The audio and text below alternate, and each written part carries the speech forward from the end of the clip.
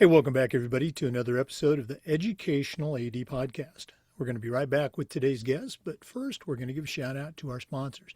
Now, if you've listened before, you know these are all great companies. They're time savers, they're money makers. You should be using them at your school. So take 3 minutes, listen to our shout outs, then listen to our interview, and then go and visit these sponsors. I'm telling you, you're going to be glad you did. Here we go. We want to say thanks to Sideline Interactive indoor score tables and video boards.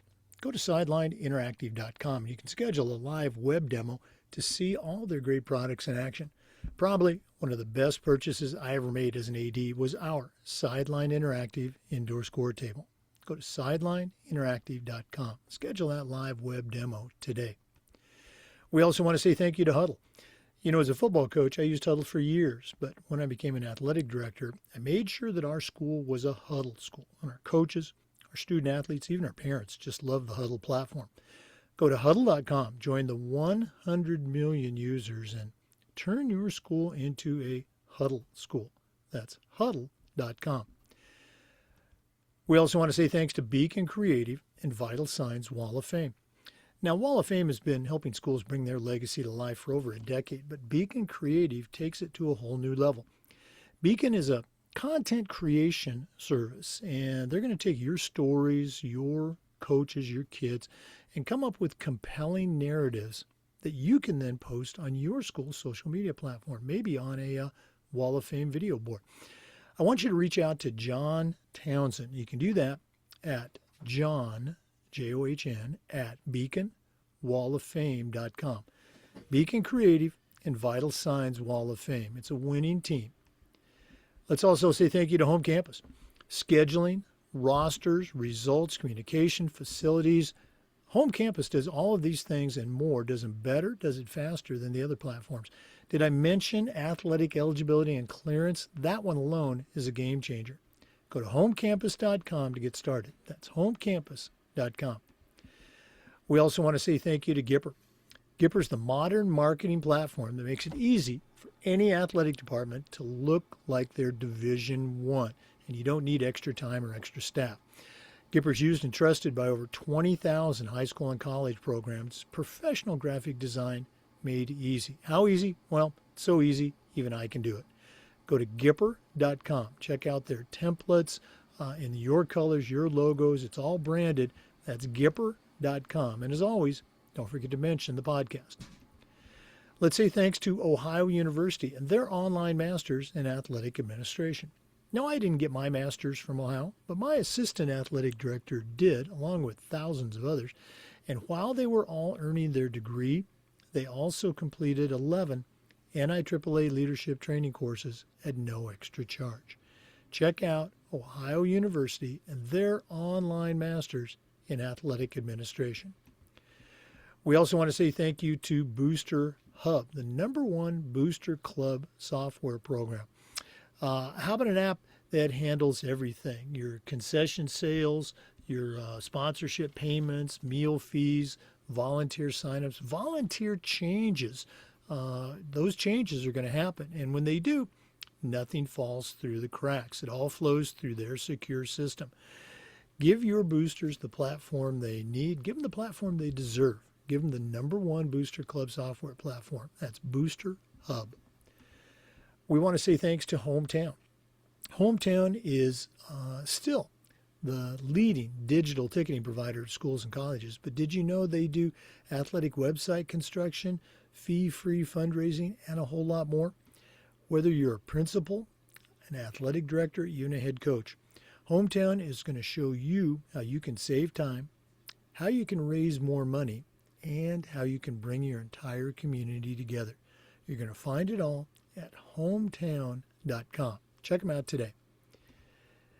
We want to say thanks to Athletic Surveys by LifeTrack.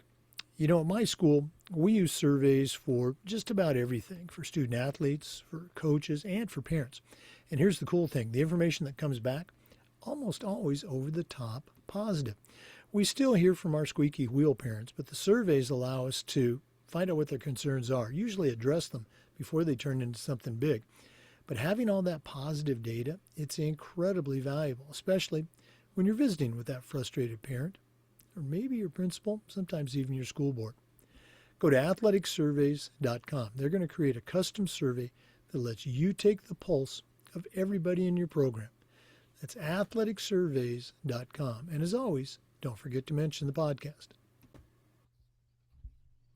Hey, welcome back, everybody, to another episode of the Educational AD Podcast. We're going to Illinois today. And our guest is Jackie LItwiller. She is the Assistant Executive Director for the Illinois Elementary School Association. And as I was sharing before we started recording, we've had a number of elementary ADs, elementary directors on, and I just think it's so important to make sure we're touching all the bases of the students and coaches and teachers and parents that we come in contact with. So, Jackie LItwiller, welcome to the Educational AD Podcast. Thank you for having me. I'm excited to be here and share what the IESA is all about. Okay. Well, we're going to jump into that in one of our later segments. First, we want to let our listeners have a chance to get to know you. What's your origin story? Where were you born? Where you grew up? Maybe take us up through your college days, and then we'll take our first break. But what's the Jackie LItwiller story? Sure. So I am born and raised Illinoisan. A small community of Manhattan, Illinois is kind of where I grew up. K through 8, grade school all the way through, played all the sports, was in the band, the drum major, all of the things. Went to then Lincoln Way Central in New Lenox for high school, which is a much larger community, much larger school district. And there we kind of had to focus on more of kind of one or two activities. So I was a volleyball player. Played through high school, kind of had some injuries, went on and played at Monmouth College in the western part of the state here. And after a couple of years, changed majors and ended up at Illinois State University as a special education major and kind of went from there. I'm always fascinated by the stories. It sounds like kind of small town America growing up. Was sports part of your life then? Was it, I always say, backyard football, driveway basketball? What are some of your memories of those times? Yes. So I played, like I said, all the sports that my school offered. So volleyball, basketball, track were the sports at the time that they offered. And so I had some great coaches in those early years, Brenda Martin, Ray Hollenbeck. They were very inspirational and kind of leading my journey into the coaching and athletic administration world. And so, I always had a ball, volleyball specifically in my hand, basketball. Mr. Norris, he really tried to make me a basketball player, just wasn't my love. But volleyball was definitely where my heart was. So now, looking at the school system, I think traditionally, and maybe still to this day, most schools, elementary, if they have something, hopefully they do, it's physical education. Sometimes there's an after-school thing, sport-oriented. What was your first indoctrination into, let's say, organized competitive sport, even at a fun level? So the first would be obviously probably T-ball. I think I played T-ball way back in the day, and then decided that wasn't my area of expertise, swinging a bat. So I would say junior high was really my first full jump in with sports at school. So that's where I really kind of started my journey. Mm-hmm. Now, again, I'm going to say a lot older than you. My memories, we had the elementary PE teacher who taught everything, fitness things and movement education, but also sports and games. And then after school, he was, the coach of everything. Is that similar to your growing up, or had they done a little bit better? No, that is what I am old enough to have a K-8 building. So we went from kindergarten through 8th grade, and I had the same PE teachers. They were, she was my volleyball coach. He was my track coach. And so, those were my early coaching years were by my PE teachers primarily. So, and then my band director was also my basketball coach. So, they kind of did it all at the time. And so I was fortunate to have some great people around me in those early years for sure. Yeah, you played high school and you played college athletics. At some point in your journey, you must have recognized, hopefully somebody told you, and then you embodied that, that, hey, I'm pretty good at this. Do you remember that moment where you were thinking, hey, this is something I could do, maybe in college? Not really. So when I was a freshman in high school, I tore my ACL, and my freshman volleyball coach at the time, she kept a spot for me on the roster. And so I think that kind of was a pivotal moment. She didn't give up on me, even though I was out for some of the season. She kind of kept a spot for me. So I think her doing that kind of put a little spark in there that, hey, you're not half bad at this. So that was probably one of the defining moments. I don't know if there was ever a, hey, you could keep doing this for a while. There was a, hey, you need to stop doing this after a couple knee surgeries from the doctors that were like, not so much. You need to be able to walk. So, but yeah, I would say that was probably one of the key moments was when she kept a spot for me on the roster that freshman year. Oh, what a great memory. Yeah. Now, moving into high school, again, you said you battled injuries, but you ended up Mhm. competing at the college level. What are your memories of that experience, that transition from high school to college? So Monmouth College is a pretty small Division III, so it was just a lot of fun, a lot of great bonding, getting to be on campus early with your teammates. Some of my teammates are still really good friends to this day. Funny story: my oldest son actually dates my best friend, who was my setter at the time, her daughter.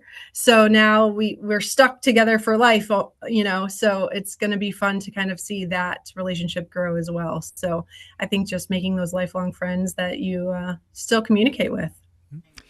Now, you mentioned you ended up transferring, a change of major. Walk us through that. What was was there an impetus for making that change, or did it kind of just happen organically? So that was my sophomore year of school when the doctor said no more volleyball.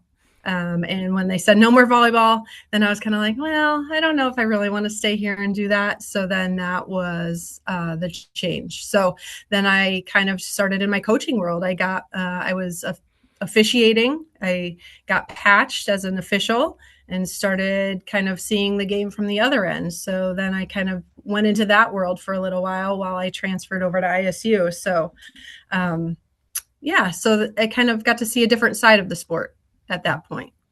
So as you got into those activities, and again, very similar for me, not so much the injuries, but PE major, education major, officiating, Mhm. doing city league games as a college student, taking all that abuse. I remember that. I'm still a basketball official today. Um, did you know, hey, I'm going to be a teacher, I'm going to be a coach, or were you just kind of taking it moment to moment? I think I always knew in the back of my head. I always could see the game very well and kind of anticipate what was going to happen. And so I think knowing that, I always wanted to be coaching. I always wanted to be on that side of it. So I think especially once I started officiating, I was like, I could really do that. I could be a decent coach. So, um, so that was kind of, yeah, probably the turning point to there for me.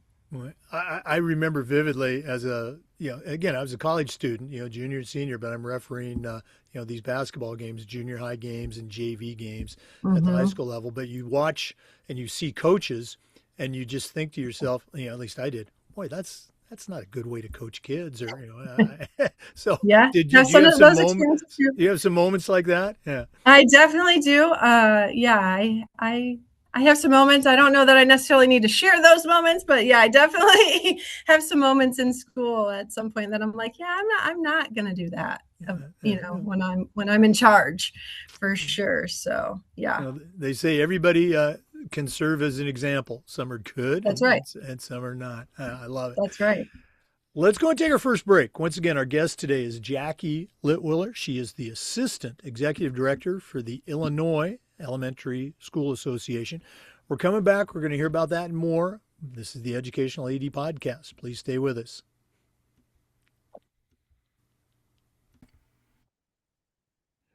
We want to say thanks to our good friends at Sideline Interactive, indoor score tables and video boards.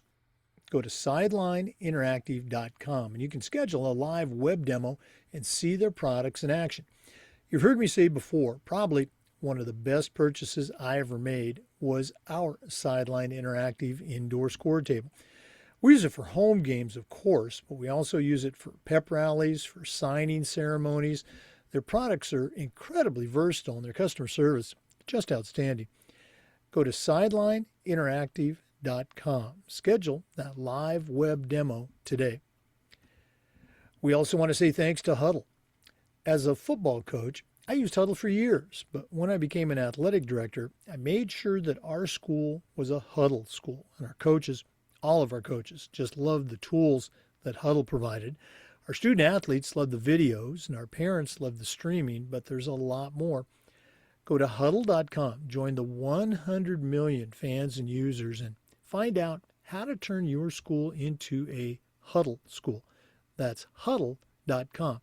And don't forget to mention you heard about it on the Educational AD Podcast. Welcome back, everybody, to the Educational AD Podcast. Our guest today is Jackie LItwiller. She's the Assistant Executive Director for the IESA. Jackie, you took our listeners on your own journey through high school and college. You wanted to be a teacher and a coach. What were those early years like after college graduation? Take us on that part of your journey. Yeah, so I got into coaching right away. As a first-year teacher, I started coaching and teaching and didn't look back. So I was teaching in one district and coaching in another district that was closer to home. So after school, I would just drive and go to practice and then head home. So it's been in me since that first year of teaching. My oldest son now is in the same boat. He is finishing up at ISU this December and will graduate and wants to be a coach. And so I tell him, it's because you've been in the gym since the womb. And literally, I was coaching the entire time. And so he doesn't know any different. So he's following mom in that same track, which has been fun. Yeah. Now, what type of school? What was the setting? Was it, a big high school? Was it a middle school? So my first teaching job was at a unit district. And so I was a behavior specialist, kind of in the special ed world. And then I started coaching at the junior high for another district. And then eventually we kind of moved further north, mid-northern Illinois, I would call it, to the Morris area. And I was teaching and coaching at the high school level then there for quite a bit of my teaching career. So I was coaching the varsity team there for about 8 years and enjoyed it, but then just kind of got burned out a little bit. Had kind of been teaching and coaching for quite a long time at that point. And so kind of stepped away, finished my master's at that point, and kind of decided what was next. At that point, I took an assistant AD job and went back, and they also allowed me to coach because that was what I missed the most. When I finished my master's there and was kind of wrapping up, I missed coaching the most, being with the girls, being, having a really great match. There's nothing like it. So they let me do that in a dual role. I was assistant AD / varsity volleyball coach at the time. Really enjoyed that. And then we kind of had a change in administrators, and I kind of found myself, okay, what's next? And I actually went to the IHSA first, which is the High School Association here in Illinois, and was working there for a few years. And then the executive director at the IESA gave me a call and said, hey, why don't you come over here and talk with us? And so that's kind of the path that has landed me here. We're going to hear all about your IESA in our next segment. Going back to, your early years of coaching, a common phrase, we say, talking about young coaches, could be young ADs too. You don't know what you don't know. When you were first starting out as a coach, and you weren't a rookie in athletics. You had a little bit of perspective. What was something you found out that you didn't know about coaching? How much behind the scenes there is. It's not just about coaching, right? It's not just about the X's and the O's. It's managing all the parts. It's making sure your bus is on time. It's making sure you have all of your people there. It's making sure that, all of your coaching staff is in place. It's all of those things. I think people don't realize that goes into the coaching world, the organizational part of that. It's not just always the coaching. That's what you see, right? When you come to a game or a match, that's what you see. But it's everything in between. It's the lost hours of sleep because you're worried about this player or that player. And so all of that, I think, goes into coaching. And it's the things that people don't see on the surface. Now, you mentioned you became an athletic director. Let's hear a little bit about that journey because, that's really a big group of our listeners is the Yeah. ADs. How was that experience? It was great. They took a chance on me. I had come from the classroom, like I said, and kind of taken a break, finished my master's, and was just kind of doing a subbing part-time role teaching wise at a school that my children went to. And the superintendent at the time, he gave me a call and he's like, I think I might have the perfect position for you. And it was kind of interesting. So sometimes those random phone calls that you get that you're just kind of like, I don't really know. Take that jump because it will lead you somewhere that very unexpected. So I was fortunate. He was a great mentor and he saw something in me that definitely kind of has led me on my journey. So, and like I said, they allowed me to do that role and coach. So that was also wonderful because I was able to stay coaching while I was the assistant AD. So that was great. Um, Again, we're going to take a deep dive into all things IESA in our next segment, but what was it about that position that attracted you to, leave the glorious, rewarding world of being an athletic director? Um, it was a different way of doing the same thing. It's the same role. It's just different. I'm now kind of I'm coaching the coaches is kind of the way I explain it to people, right? I'm the one helping them understand the rules, interpret the rules from the NFHS world. I'm sitting in on those meetings, so I'm hearing that side of it and then having to explain it now to our junior high, middle school coaches. So um, it's still teaching, it's still learning, it's still coaching. It's just now I'm coaching the coaches. No, absolutely. I noticed on the website that your first responsibility is athletic director. So I'm curious about taking a deep dive into that in our next segment. Let's go and do that now. Let's go and take another break. And when we come back, we're going to hear about all things IESA and with our guest, Jackie LItwiller. So let's take that break, but we're coming back. This is the Educational AD Podcast.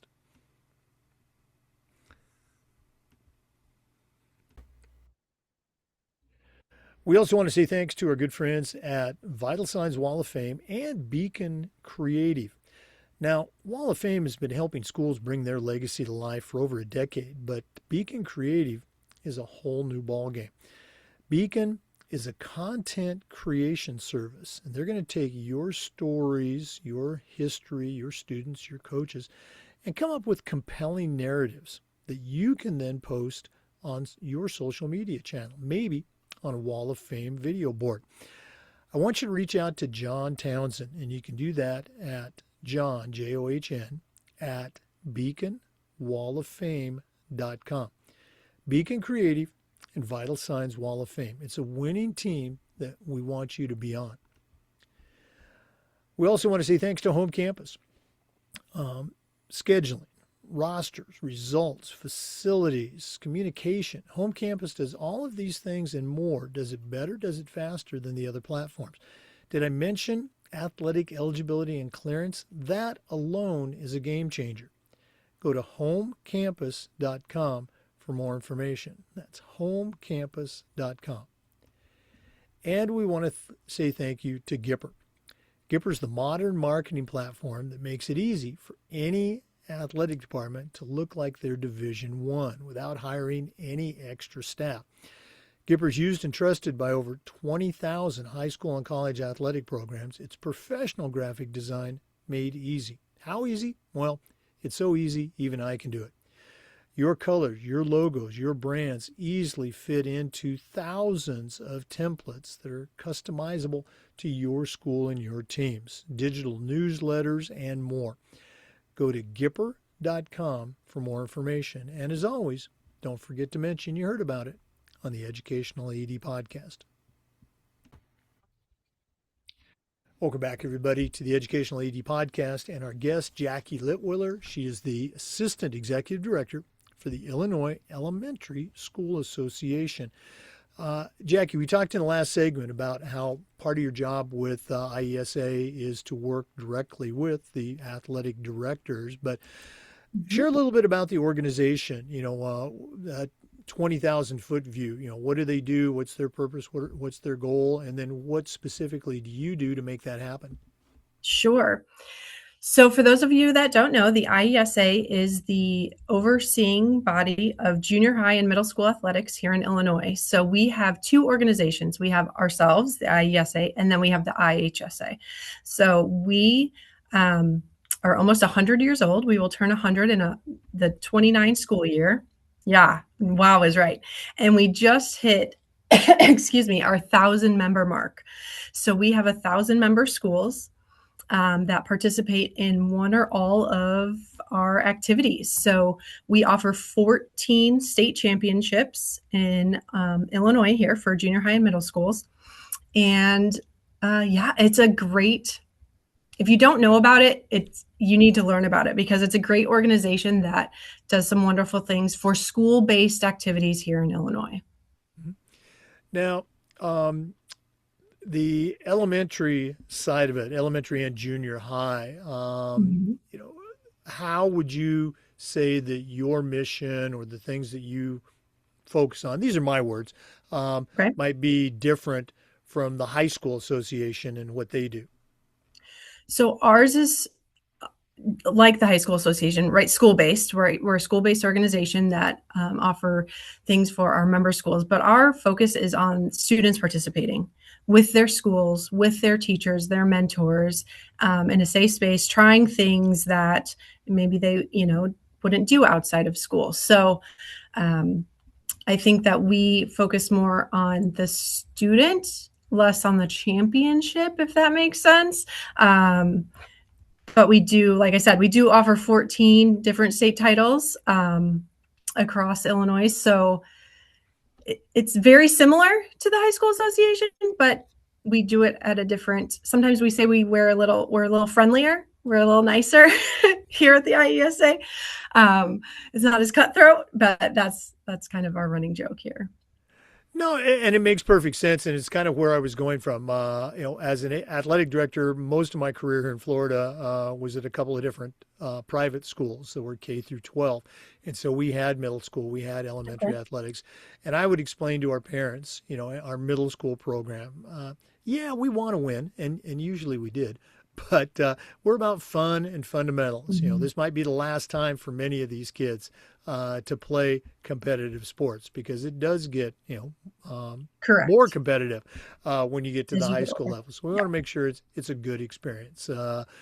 I noticed on your website that sportsmanship has a lot of signage. Can you talk a little bit about that and the things that you do, you and your organization, to promote sportsmanship?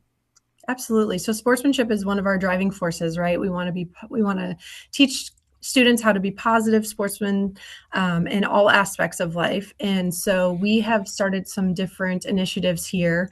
One of the big ones is our sportsmanship pin. And so at every round in our team activities, the regional, sectional, and state level, a coach picks someone from their team that wins the sportsmanship pin. And it doesn't have to be their best player, right? It's the person that shows up every day, is cheering for their teammates, is, picking up the trash after a game or a match. And so then those pin winners are recognized on our, excuse me, on our socials. And so that has been a big what's the word I want to use, well received. It's been very well received. We also do good sportsmanship reports where another school can report something positive that happened when they played them, or an official can submit a positive sports report for a team that they saw. So for example, we just had some horrible weather that went through some of our communities here, and so one school knew that a team that they were going to play had been impacted by the tornado. And so they kind of did a fundraiser and presented them with a check at one of their matches, and kind of did that all on their own, right? And so then that was reported back to us as a positive, good sports report. So things like that are happening here. And so we want to highlight the good, right? So many times on social media, you see the bad or the negative, and we don't want to focus on that. We want to focus on the positive things that these kids are doing, because we do have a lot of great student athletes in our state, and we want to showcase that. And that's so forward thinking. I share that message with ADs all the time. People are going to talk about your school. So give them something positive to talk Yep. about. Take control of the narrative in a very positive way. Share all those positive stories that your student athletes, your coaches, your program is doing, and give them something to talk about. Very cool stuff. Correct. Jackie, we're going to do this at the end of the podcast, but if one of our listeners wanted to reach out, pick your brain a little bit more about some of the initiatives for IESA, or just add you to their network, what's the best way that our listeners can get a hold of Jackie LItwiller? So that's easy. It's Jackie at IESA.org. So it's JACKIE at IESA.org. It's pretty easy. It's pretty easy. Yeah, it's already in my directory. Okay. We're going to take another break. I know that's shocking to our regular listeners, but we're coming back with more, so please stay with us. We're visiting today with Jackie LItwiller from the Illinois Elementary School Association, in charge of junior high and elementary athletics in the state of Illinois. We're going to do that and a lot more, so please stay with us. This is the Educational AD Podcast. We want to say thanks to our good friends at Ohio University and their online masters in athletic administration. Now, I didn't get my master's degree through the Ohio program, but guess what? My assistant athletic director did, along with thousands of others. And while they were earning their degree, they also completed 11 NIAAA leadership training courses at no extra charge. Check out Ohio University and their online masters in athletic administration. We want to say thanks to Booster Hub. Booster Hub is the #1 Booster Club software program. And if you're looking for a platform that is going to take care of sponsorship payments, meal fees, concession sales, Booster Hub takes care of all of that. Everything flows through their secure system. Volunteer signups, volunteer changes, and you know those changes are going to happen. Nothing falls through the cracks. Everybody stays engaged, and that gives your boosters more time to support you as fans. And isn't that what you want? Give your boosters the platform they deserve. Give them the platform they need. Go to boosterhub.com. We also want to say thanks to Hometown. Hometown continues to be a game changer with their solutions that include things like, digital ticketing, of course. They're still the #1 digital ticketing provider to schools and colleges. But how about athletic website construction, fee-free fundraising? The list just goes on and on. Whether you're a principal, an athletic director, even a head coach, Hometown is going to show you how to save time, how to raise more money, and how to bring your community together. You're going to find it all at hometown.com. That's hometown.com. Welcome back, everybody, to the Educational AD Podcast. Jackie, you and I were talking during the break. Now, you are a CAA, a Certified Athletic Administrator. That doesn't happen by accident. Can you share a little bit about how you found out about the leadership training program through the NIAAA and the impact that you think it's had for you and for other ADs? Yes. So when I was assistant AD, I had gone to the new AD workshop that the IHSA holds and met with a couple of the NIAAA kind of liaisons. And so they started talking about all of the great things that they were doing. And so I started taking some of the courses through them. And the following year, they were looking for a first year to come back and present. And so when they sent that out, I said, hey, I would love to do that. I've learned a few things that I could probably share, a few tips and tricks. And so I came back and met with Becky Moran again. And she just kind of kept encouraging me to continue on and keep taking the courses. And I think now she has actually moved on to the NIAAA. She is in their office.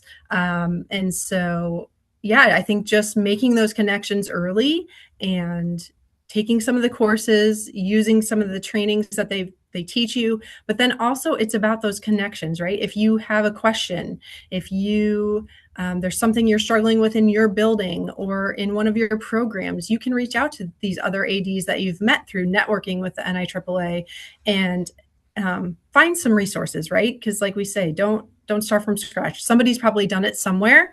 So you just got to find that right person.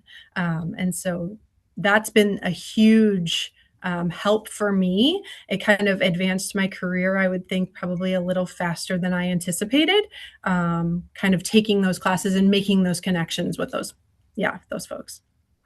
Yeah, you mentioned Becky Moran. I've met Becky years ago at State Coordinators Conference, and Okay. built up a relationship with her. She and I are actually presenting together at Oh, our Florida fantastic. conference coming up in May. We're going to be teaching an LTI course, so that's kind of exciting. Awesome. Okay. Yeah. Um, in your work with athletic directors, Hmm. obviously, there's, state policy, association policy. Um, are there opportunities for you to work with professional development for your own athletic directors in the state of Illinois? So we actually do a yearly AD workshop. That is one of my responsibilities here in the association. And so every September, we offer an in house where all of our member athletic directors are able to come. We have a keynote speaker usually that comes, and then we have different breakout sessions. So this year, we're focusing, in the planning stages. Mental health is kind of, fighting that burnout, not only for our student athletes, but also for our athletic directors. And so we're bringing in some speakers and some different topics that can hopefully kind of help and kind of look at that. But yeah, Anne Marie Anderson came a couple years ago. She was fantastic. She had a great message for our speakers. And so we've had a lot of great speakers over the years that have come and talked with our folks and helped kind of navigate some of those conversations. Yeah. By the time our listeners are hearing this, I will have actually been in Iowa. I'm doing the keynote for their athletic Oh, director fantastic. conference. So you're looking for somebody for next year, keep me in Yeah, mind. Okay. Okay. perfect. Uh, Jackie, this has been really cool getting to know you, spending some time with you, finding out all the great things that you and your organization do for ADs and coaches. But we're not done yet. We always wrap up with the athletic director's toolbox. Now, you're a former AD, longtime coach. You Mhm. certainly know your way around the world of athletics. We're going to take our final break, hear from Athletic Surveys, who sponsor this segment. And when we come back, I'm going to challenge you to send out a brand new athletic director on their first job, but I'm only going to let you put 3 tools in the toolbox. So let's take that break, and when we come back, we're going to see what Jackie LItwiller puts in her new athletic director toolbox. We want to say thanks to Athletic Surveys for sponsoring the AD Toolbox segment. In my school, we use surveys for just about everything, for student athletes, for coaches, even for parents. And here's the cool thing. The information that comes back, almost always over the top positive. I'm talking 98%. We still get to hear from our squeaky wheel parents, but the surveys give us a chance to hear their concerns, usually address them before they turn into something big.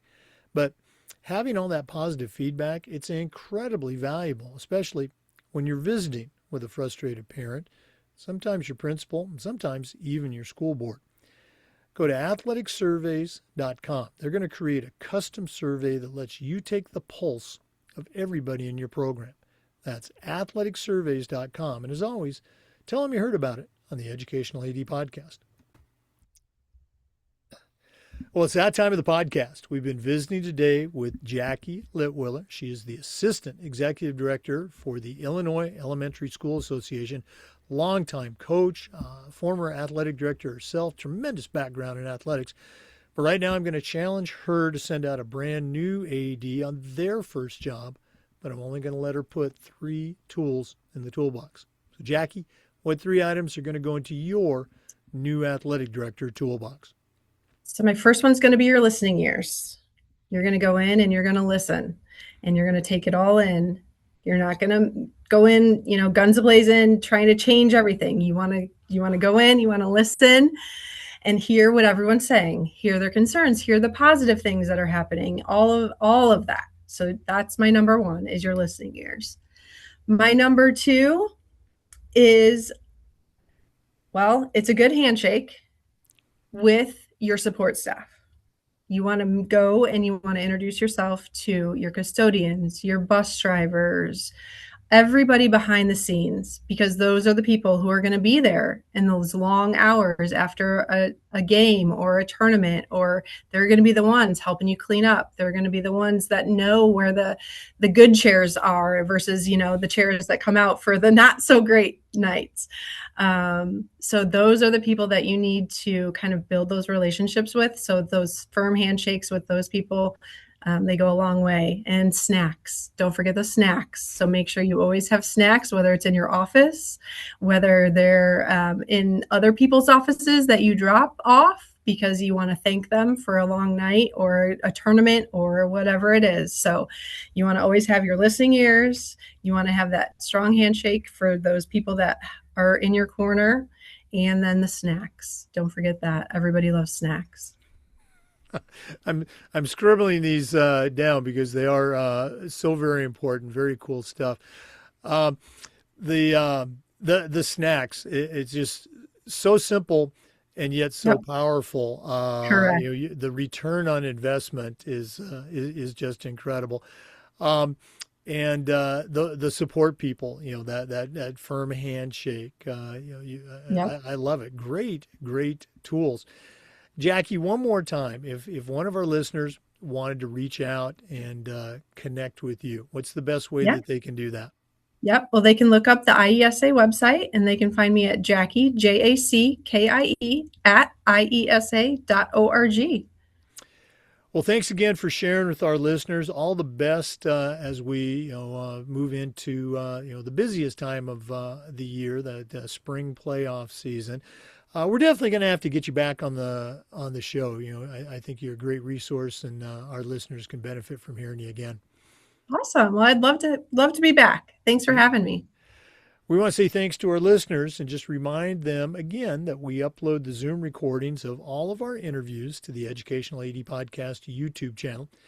We do this just about every day. We try to share stories along with some best practices from the world of athletics. So please come back and join us again on the next episode of the Educational AD Podcast.